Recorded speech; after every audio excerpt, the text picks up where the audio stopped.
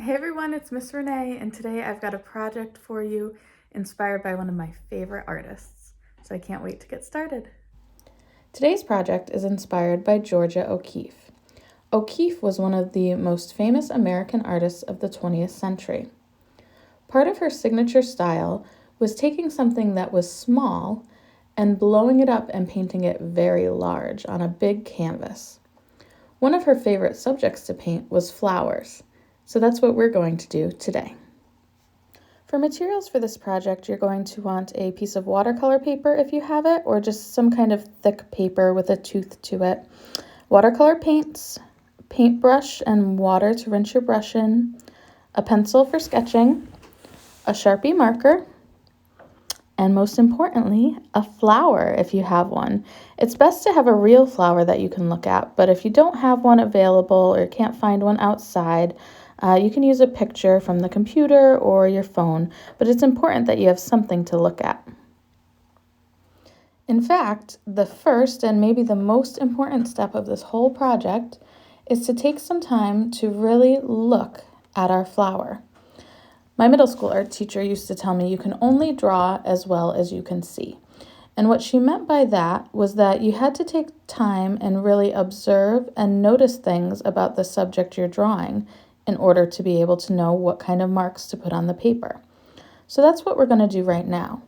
So as I look at my flower, I might notice, even though I think of it as a pink flower, at the very center of all those petals, I see yellow.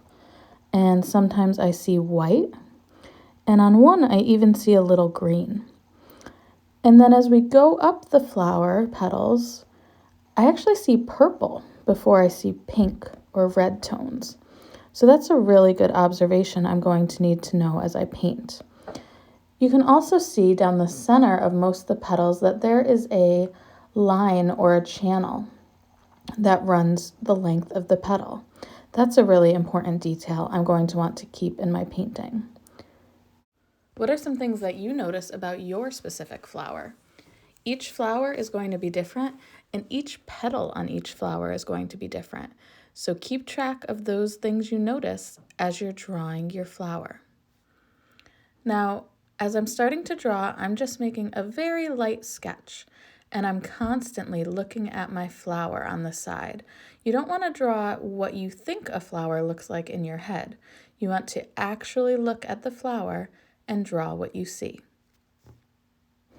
And as you're drawing, you might want to remind yourself or your children, if they're doing this project, to draw big. We want our flower to fill up the whole page, just like Georgia O'Keeffe, and that's going to allow us to get a lot of details on our flower.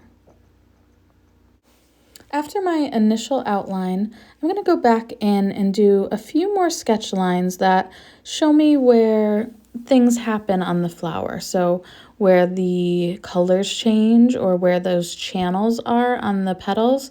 And I'm going to go back and outline with a Sharpie marker.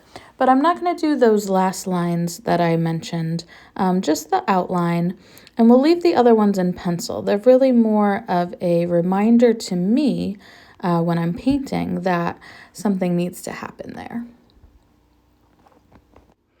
So after you've got your flower outlined in Sharpie, the kind of big important shapes, we're going to start painting.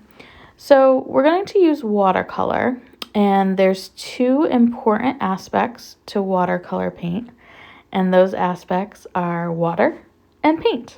Those are the two things you need to make color on your painting. So the more paint that you use without water or with less water, the darker the color is going to be. If you want a lighter color, you're going to use more water. So I'm going to start with the lightest color. That's generally good practice too, because you don't want the dark colors to cover everything. So I'm starting with yellow, and I'm going to start with more water because you can always add in more paint to make it darker. But sometimes once you have a dark color, it's hard to make it lighter. So I'm going to focus on these three petals to start. because the paint will dry, I don't want to paint all the yellow first and then go back. It's nice to work with different colors while they're still wet because you'll see them blend together, which is part of the fun of watercolor. So once I've got the yellow down, I'm going to start adding my purples and reds. And if you really take the time to look at your petals, you might notice veins or lines in your petals. So it's great to use your paintbrush in a way that mimics what you're seeing on the petal. So this one was kind of darker, so I put more of a solid wash, but you'll see in the next set of petals, and in this one a little bit where I see the purple lines, I'm going to use my brush in a linear motion to kind of mimic those lines that I am seeing on the petals. Now, as you're painting, don't forget to keep looking at the flower that you have in front of you. You don't want to slip into the mistake of just painting what you think a flower should look like, but you want to paint the unique flower that you're actually looking at. So it's important to look up almost as much, if not more, than you're looking at your paper.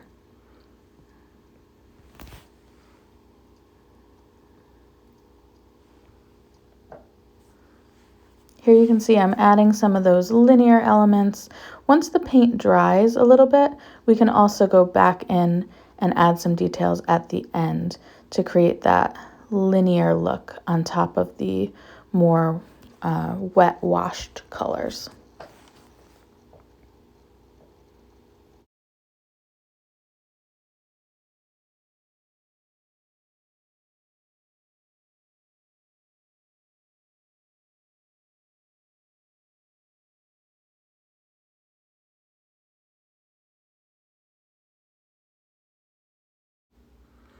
After letting my flower dry for a little while, I'm going to go back in and add a background color.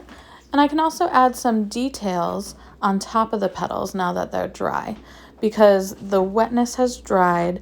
If I add more paint, it won't blend into the old paint. So I can add some paint in that linear fashion that I mentioned before. That'll create some details on my petals.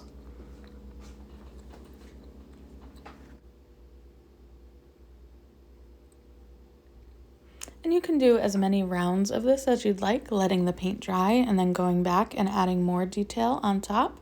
Creates some really great depth to whatever you're painting. So I hope you enjoyed this project, and I hope you will share your results with me by sending me an email or a picture of your project. And I look forward to seeing you guys again next week. Thanks so much. Bye-bye.